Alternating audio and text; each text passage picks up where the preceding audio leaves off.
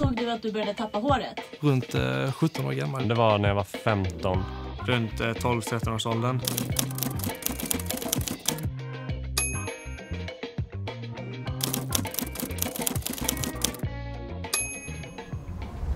Första gången var nog som när jag verkligen fick det liksom på riktigt, fick veta om det var när jag var 15. Jag och en kompis var på väg till, vi skulle ha fysiklektion och det var höst så det var väldigt vindigt ute. Och jag minns att han skulle ta någon bild till Snapchat och det blåste till.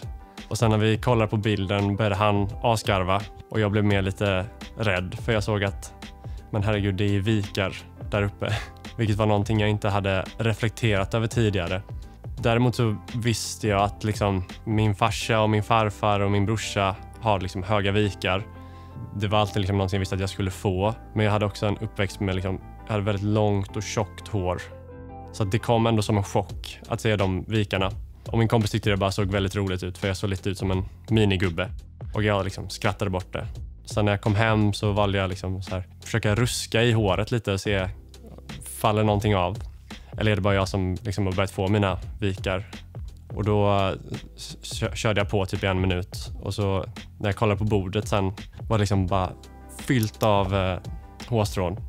Och sen när jag liksom samlade ihop dem och försökte bilda det till ett hårstrå så var det som att jag höll en liten hårtuss i handen. Och då fattade jag väl att shit, jag började tappa håret. Det kändes jättejobbigt. Det är som att förlora liksom en del av sitt utseende. För mig var alltid mitt hår liksom det jag gillade mest med mig själv. Jag tror jag mer har accepterat att det är som det är. Ju längre tid det går, desto mer bekväm och mer nästan rätt känns att inte ha hår eller vara snaggad. Det är inte jordens undergång, även om det känns väldigt, väldigt jobbigt där och då.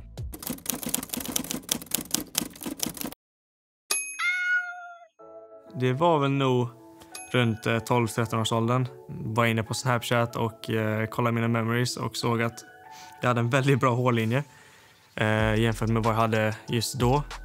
Men man kanske inte ser att jag börjar tappa hår, men liksom, om jag tar upp det och visar det så har jag rätt starka vikningar.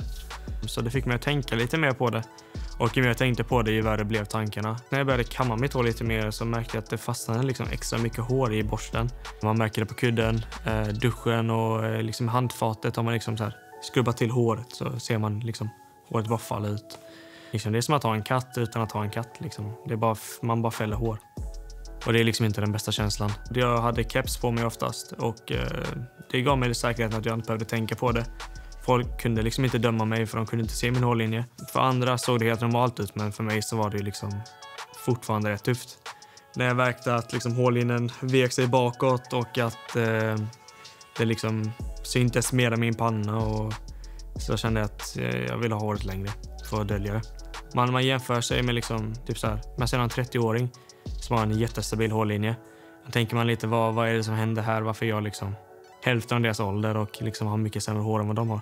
Men jag känner ändå att nu när jag är 20 så har jag fått lite mer självsäkerhet i mig själv och jag känner att jag kan behärska de känslorna lite bättre.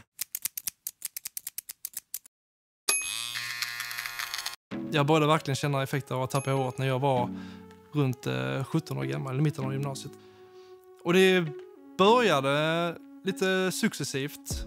Till exempel klev ur duschen och skulle se sig själv i spegeln liksom. Och så kunde man se att det började dra sig sakta tillbaka liksom. Tror att pappa nog förmodligen kommenterat det också. När jag verkligen kände att nu måste jag göra någonting åt här var faktiskt när jag besökte min frisör. När jag väl satte mig och han började klippa av det långa håret så kunde jag väl återigen inse det kanske det man hade dött lite i de här konerna som började sticka upp liksom, själva hårfästet som började försvinna. Och han och jag, vi diskuterade lite kring vad jag ville ha och så vidare. Och jag tänkte att en lugg förmodligen hade passat mig bra, kanske för att dölja lite och så vidare. Det blev att han krigade lite med det såklart. Han hade ju mycket arbete, men det var ju långt som sagt. Men jag skulle ändå säga att när han väl började korta ner det och vi började få fram luggen så var det lite som att han var en kock utan några redskap eller några ingredienser. Det blev bara inte bra alltså. Det var så himla synd. Vi testade krullade, vi använde lite spray och så vidare. Jag tror bara att han Han sa inte så mycket alltså, men jag var väldigt, väldigt medveten om att det här var inte bra för mig alltså. Detta syntes att jag kan inte gå runt så här. Komma hem, kolla mig själv i spegeln och känner, ja, det är dags nu. Så jag tror det första jag gör när jag kommer hem, innan och kollar mig själv i spegeln, det är faktiskt ta av rakapparaten och raka av det igen. Man är ju väldigt rädd i början. Jag var jätteosäker i början. Jag var jätteosäker på vad folk skulle tycka och hur man skulle framgås. Alltså man är ju fortfarande samma person trots allt. Ju längre tiden går, ju lättare blir det. Duscha utan hår är otroligt mycket skönare än duscha med väldigt långt hår, får jag ändå säga till exempel. Alltså, du hittar ju många fördelar också och inte ha hår heller. Det finns inte bara nackdelar. Men jag mår jättebra idag och jag är supersjälvsäker och jag har lärt mig älska mig själv och så vidare och vuxit som människa på det sättet.